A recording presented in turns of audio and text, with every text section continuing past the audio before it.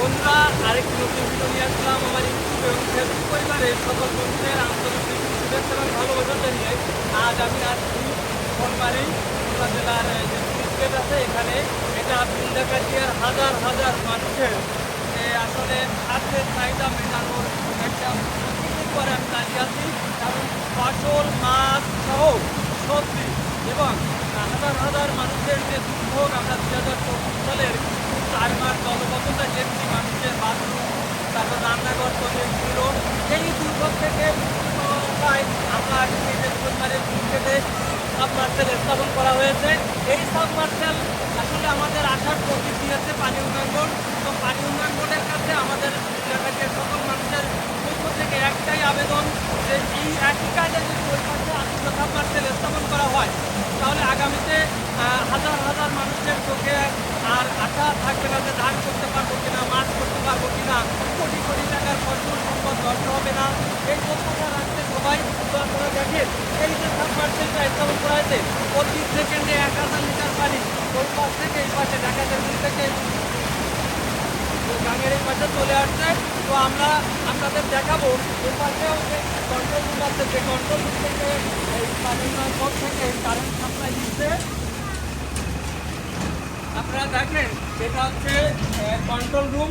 এটা প্রতিদিন 24 ঘন্টায় প্রতি 8 ঘন্টা অন্তর 1 ঘন্টা রেস্ট দিয়ে আপনারা দেখতে পাচ্ছেন এখানে স্পেশাল একটা ট্রান্সফর্মার সেট আপ করা হয়েছে এবং পাশে 4টা আছে কন্ট্রোল বক্স। এখান থেকে এই মোটরগুলো কন্ট্রোল করা হয়। দিনে 8 ঘন্টা অন্তর 1 ঘন্টা রেস্ট দিয়ে চালানো হয়। এখানে এখনও কাজ চলছে। তো আমরা এবার যাবো যে সাবমার্সেল দুটো যেখানে আছে সেটা দেখাবো। বন্ধুরা পাশে থাকবেন। আর এই রাস্তাটা খনন করে নিচ দিয়ে পাইপ নিয়ে উপায় ঠিক করা হয়েছে। এবার দেখেন এই যে কন্ট্রোল রুমটা করা হয়েছে, এইটাই হচ্ছে মেন।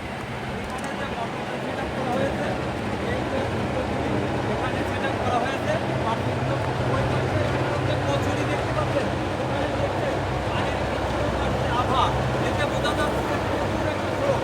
এর থেকে যদি আরও কিছু স্থাপন করা হয় সেক্ষেত্রে দেখা যাবে কি আমাদের কচুরির কারণে পানি এসে পারবে না। তো আমাদের খালে যে কচুরিগুলো আছে এগুলো যদি তারা দায়িত্ব তারা পরিষ্কার করে দেয় তাহলে এখানে পানি ছড়ার জন্য অনেক উপকার হবে।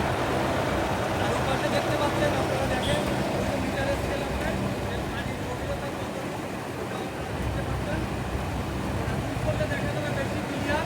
আপনাদের আমি জুম করে দেখাবো। ওই মিটারের স্কেলটা আমরা একটু জুম করে দেখবো। ওই মিটারের স্কেলটা আপনারা দেখতে পাচ্ছেন। হ্যাঁ, ওখানে যে পানির গভীরতা কতটুকু আপনারা দেখতে পাচ্ছেন। এটা হচ্ছে গভীরতা আরও লেয়ার এই লেভেলে থাকলে আমাদের বিল্ডার এটা চলাবে না। আরও 1 ইঞ্চি 1 ইঞ্চিও চলাবে না। কিন্তু এইভাবে যদি প্রতিনিয়ত মোটর চলে প্রতিদিন তাহলে হাজার হাজার মানুষের যে দুর্ভোগ দুর্দশা এটা থেকে বিল্ডার থেকে মুক্তি পাবে। দেখছেন এই মোটরগুলো এখানে প্রচুর পরিমাণে একটা পানির হিউজ চাপ। এই যে